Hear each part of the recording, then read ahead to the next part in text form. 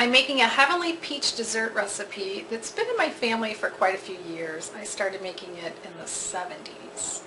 And this is not one of my healthy desserts. It's more of a 1970s kind of dessert.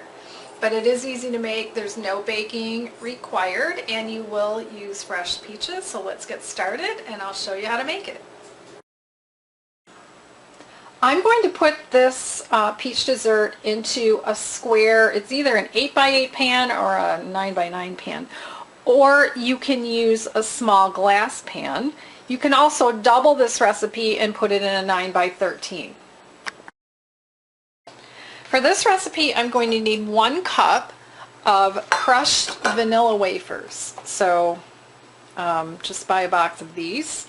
And then I'm just going to guess how many I need. So before I had a food processor, I would just crush them with the back of a spoon in a bowl. So I'm just going to guess how many I need.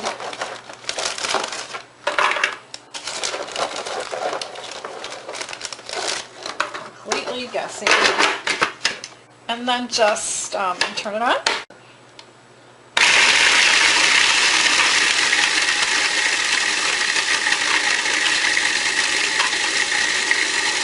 And just keep processing it till a lot of little pieces or the big pieces are all chopped up. You can even stop it. There's some still there. You can pulse it to get it to finish. And if it gets to the point you don't want to wait any longer, you can just take those out. So keep doing that until you have 1 cup. I lucked out. That was 1 cup. And so I'm just going to put it all in here, and with clean hands, just spread it out. We're not adding any butter or anything to this. There's no need for anything else. So if you have a different type of cookie that you like better, that you think would taste better, then you can go ahead and crush whatever you want. But this vanilla wafer is pretty good taste with this. All right, now we're on to the filling. In a large mixing bowl, I have half of an 8-ounce cream cheese, and use the full fat, don't use light. So 4 ounces, 1 stick of butter, and I use regular butter, not unsalted, and I'm going to put in 1 egg, and then powdered sugar, and we're going to do 1.5 cups of powdered sugar, and now we're going to put it in the mixer.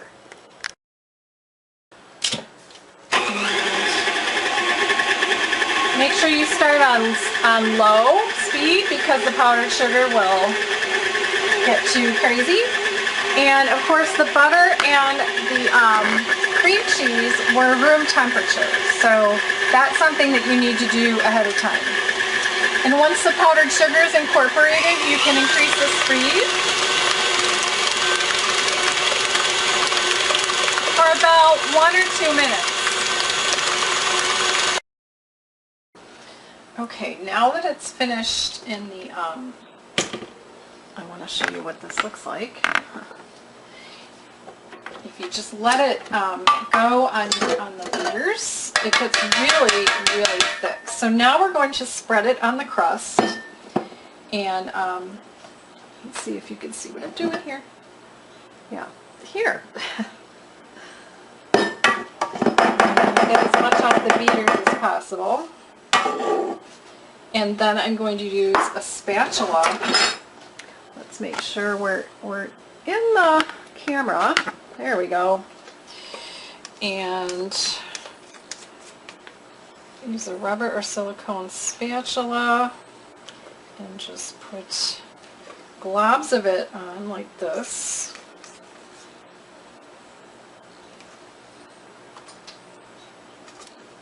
And spread it.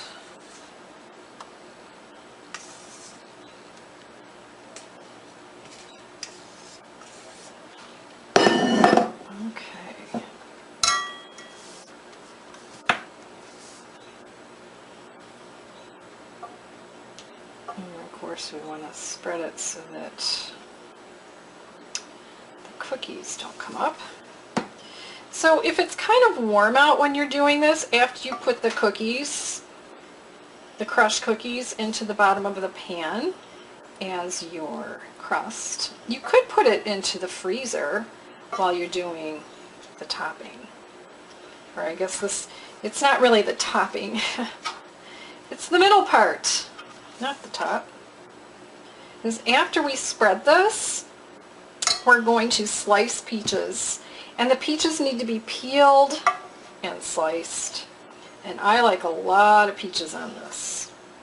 The combination of the taste of the peach, the tartness of the peach, and the combination of that plus this filling, I guess I'll call it a filling, together is just so good.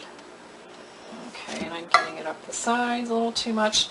Now, if you want, while you're slicing up the peaches, you can put this first into the refrigerator, you know, cover it and set it in the refrigerator while you're slicing the peaches. Which is probably what I'm going to do. And I'll show you how big to make the peaches, how big to slice them anyway, and then how to arrange them on the top next. I've washed the peaches, but what we're going to do is peel them and slice them. And you know, you never know what these peaches are going to be like until you try them, until you eat them. So mine are pretty small, and when they're all said and done, I'll let you know how many small peaches I needed for the square pan. So I'm going to completely peel them and cut them like this, and we're going to make slices that are about that thick. Can you see that? Let me look at the camera. So about that thick, and I'll put them on a plate, and when I have them all sliced, I'll show you how I arrange them on the dessert. Now I have my peaches sliced, and I think I sliced 6 of them, and they're from different stores. So some of them were this peachy color inside, and some were more of a traditional yellow. So let's see if this is going to be enough. So you pretty much lay them close together like this. Okay, all the way down.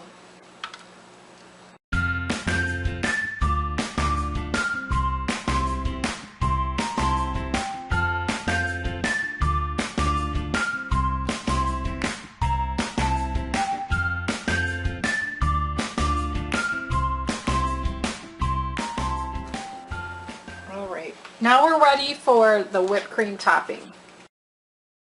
Before I whip the cream, I put the bowl and the beaters into the freezer for about 5 minutes just to get them really cold. And I have just 1 cup of whipping cream. If I can open the container, it would help. I have to fast forward that. Nice. Ugh. Alright.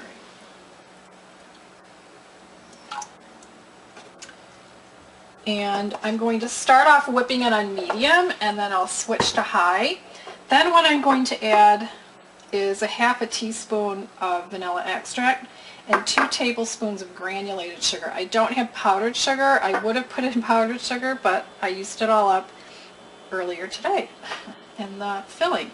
So when you put in granulated, it's important to add it slowly later. So I'm just going to start off, and maybe I'll even put it on fast motion.